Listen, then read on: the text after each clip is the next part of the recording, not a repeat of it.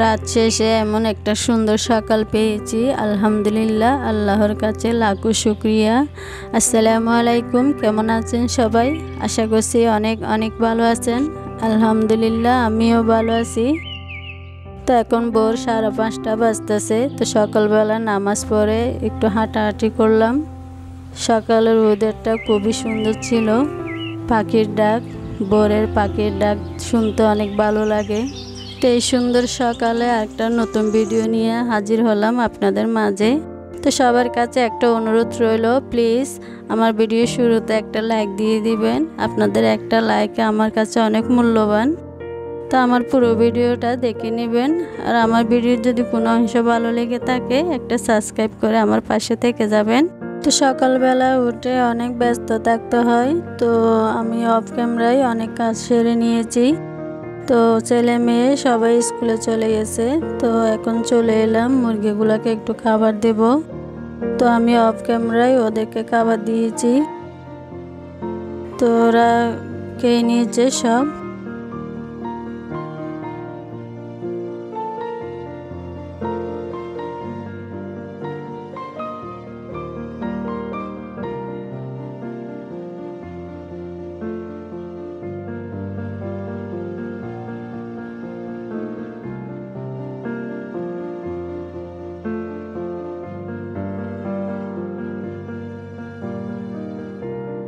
তো এদিকে তেমন আসা হয় না, বৃষ্টির জন্য আসি নাই। আজকে এসেছি যেহেতু রোদ দিয়েছে।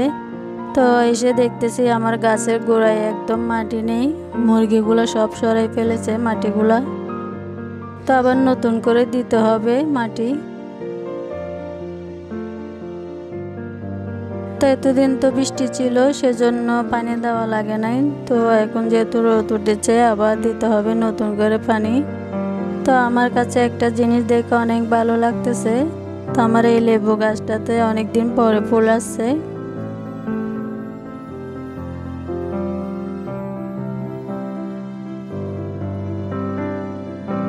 তো এদিকে একটা কাঁকরোল ধরেছে, তো সেটা পেরে নিলাম।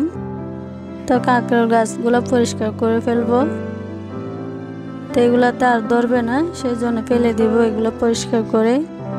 তো এদিকে আমার ঢেঁড়স গাছ একটা নষ্ট হয়ে যাচ্ছে, মাটি একদম সরাই ফেলেছে, সেজন্য ঢেঁড়স গাছটা পড়ে গেছে।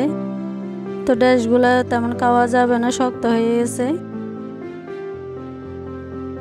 অনেক দিন ধরে আসা হয় নাই, সেজন্য আর দেখাও হয় নাই।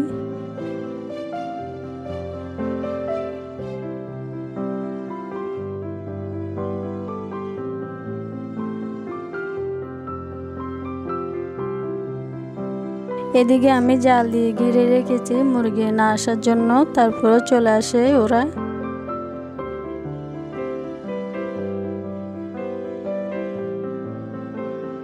অনেক দিন হয়ে গেছে শাক খাওয়া হয় না। তো চলে এলাম কিছু শাক তুলে নেব এখান থেকে। তো এখানে কিছুটি বেগুন ধরেছে, ছোট বেগুন। তো এগুলো শক্ত হয়ে গেছে, কারণ অনেক দিন ধরে আসা হয় না বৃষ্টির কারণে। তো আজকে যেহেতু রোদ দিয়েছে, সেজন্য ভাবলাম একটু শাক তুলে নেব। তো বৃষ্টির সময় শাক খেতে তেমন ভালো লাগে না। তো এক আপুর জন্য তুলে নেব, উনি চেয়েছিলেন শাক খেতে, তো ওনার জন্য নিয়ে নেব। তো এখানে কিন্তু অনেকগুলো শাক হয়েছে, পুঁই শাক আর মিষ্টি আলু শাক হয়েছে। তো এখানে কিছু লাউ গাছ ছিল, সেগুলো আমি পরিষ্কার করে ফেলে দিয়েছি, কারণ আবার নতুন করে আমি কিছু সবজি গাছ লাগিয়ে নেব। তো এখানে একটা ছোট্ট একটা কাঁকরোল ধরেছে। অনেক দিন ধরে শাক তোলা হয় নাই, কিন্তু মাশাআল্লাহ অনেকগুলো শাক হয়ে গেছে। এই ছোট বেগুনগুলোর ভর্তা কিন্তু খেতে অনেক মজা হয়। যারা খেয়েছেন অবশ্যই জানেন কিরকম স্বাদ এটার। তো আমি এক ভিডিওতে শেয়ার করেছিলাম ভর্তা বানিয়ে। তো আমার কাছে খুবই ভালো লাগে এই বেগুনের ভর্তা। তো আজকে সবগুলা তুলে ফেলবো।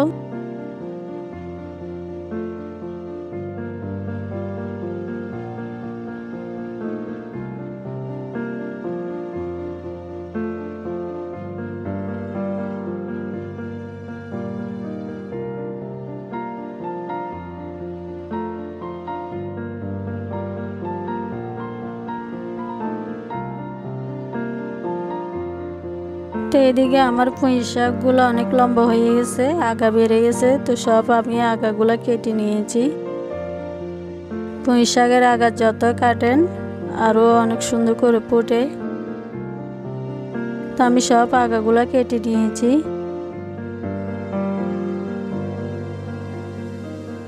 এখানেও কিন্তু অনেক বড় বড় পাতা ছিল, তো সেগুলো সব নিয়ে ফেললাম। তো এখানে জায়গাটা আমি পরিষ্কার করে নিয়েছি একটা লোক দিয়ে। তারপর আমি আস্তে আস্তে কিছু সবজি গাছ লাগিয়ে নেব।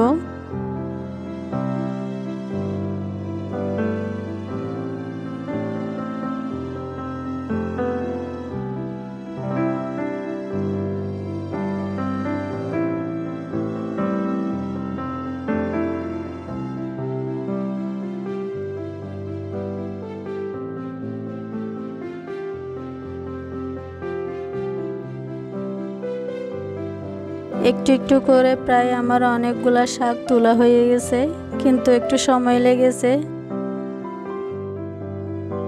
অনেকগুলা শাক তুলে ফেললাম।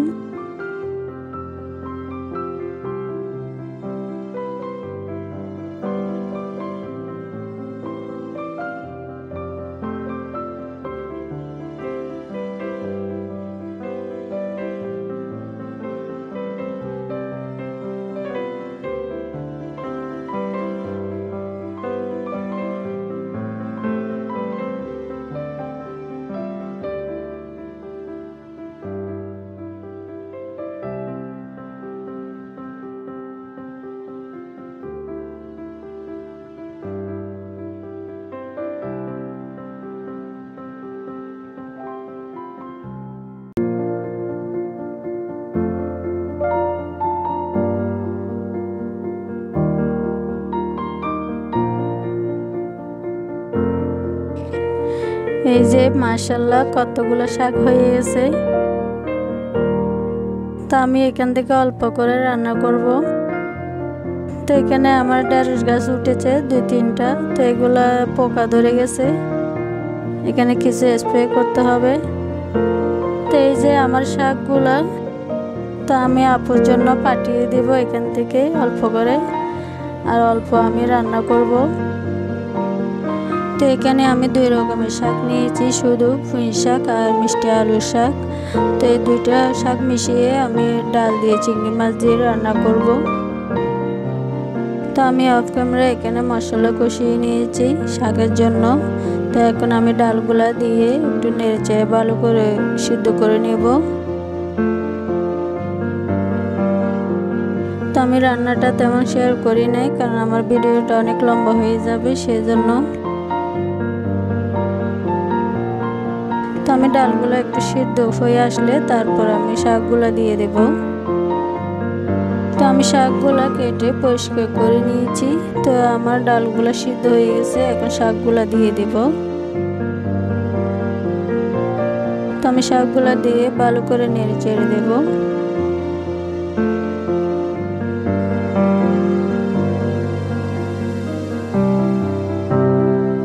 চিংড়ি মাছ দিয়ে ডাল দিয়ে মিশিয়ে রান্না করলে কিন্তু খেতে অনেক ভালো লাগে। তো আমার বাচ্চারাও খায়, ওরাও পছন্দ করে।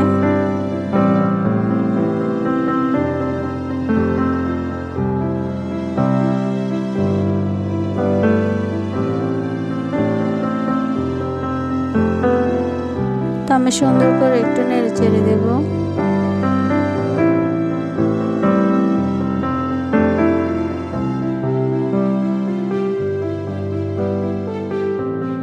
তো আমার শাক রান্না শেষ। তো এখানে আমি পেঁয়াজ কুচি আর রসুন কুচি একটু তেলে ভেজে দিয়ে দিলাম। তো এখানে আমি মুরগির মাংস রান্না করে নিয়েছি আলু দিয়ে। তো আমার রান্না করা শেষ। তো আমার ভিডিও আজকের মতন এখানে শেষ। সবাই ভালো থাকবেন, সুস্থ থাকবেন। আল্লাহ হাফেজ।